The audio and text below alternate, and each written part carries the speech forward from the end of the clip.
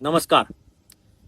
દર વર્ષની જેમ આ વર્ષે પણ આપણે સર્વજ્ઞાતીય સમૂહ લગ્ન મહોત્સવનું આયોજન કરેલ છે અને ચોથો સમૂહ લગ્ન છે અને આ બધાના સહકારથી અને આ બધાના આશીર્વાદથી આપણે સર્વજ્ઞાતીય સમૂહ લગ્ન મહોત્સવ કરતા હોઈએ છીએ.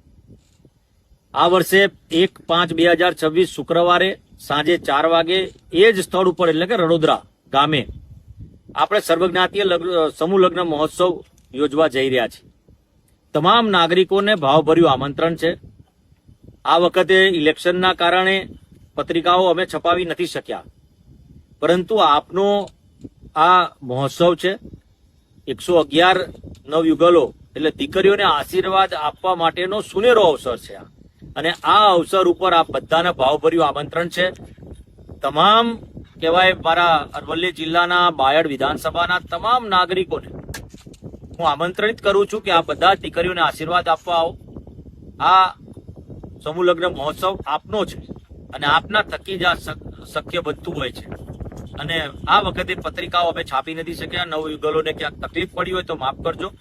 આપના માટે જ આ બધું જ આયોજન છે અને તમામ વ્યવસ્થા કરવામાં આવી છે.